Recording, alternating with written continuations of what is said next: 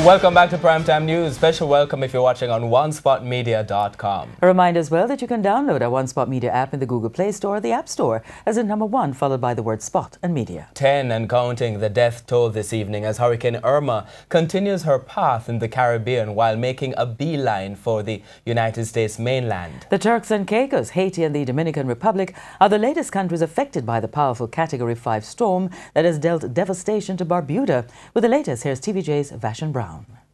Hurricane Irma continues on its path of destruction across the Caribbean. Haiti and the Dominican Republic now feeling the effects of the powerful hurricane that caused devastation for some eastern Caribbean islands. The eye is expected to pass to just north of Hispaniola, but because of the size of the system, damage is expected in the northern parts of Haiti. So much so that evacuations started Thursday afternoon. People living in the Turks and Caicos Islands were also feeling the effects of Irma from early Thursday morning. We expect that there will be extensive flooding conditions in the Turks and Caicos Islands, potentially with entire areas being covered, making it perhaps even difficult to differentiate the sea from the land masses in low-lying areas. That's a possibility. There have been at least 10 deaths associated with Hurricane Irma in the Eastern Caribbean. 4 bodies had been recovered in St. Martin. 3 deaths were also confirmed in Puerto Rico. The other deaths were confirmed in Anguilla and Barbuda. And speaking of Barbuda, it's the destruction of Antigua's sister island that people are still talking about.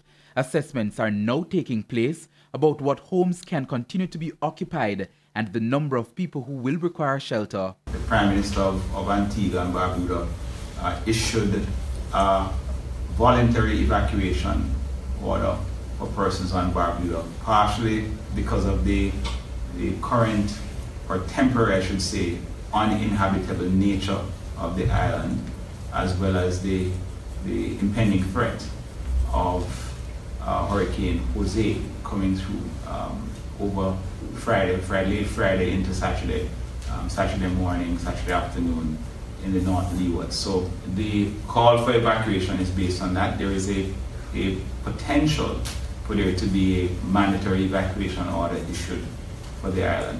In the British Virgin Islands, footage of flattened homes and damage to several buildings. Now with Hurricane Jose barreling towards the Eastern Caribbean, there is even more worry. Jose is expected to unleash its wrath on some of the countries already ravaged by Irma. Hurricane Jose is not expected to make landfall, but it will bring wind and rain when it brushes by the northern Leeward Islands. According to the National Hurricane Center, Jose is now a Category 3 storm. It has maximum sustained winds of 120 miles per hour and is moving west-northwest at 18 miles per hour and is located about 590 miles east of the Lesser Antilles. Vashon Brown, TVJ News.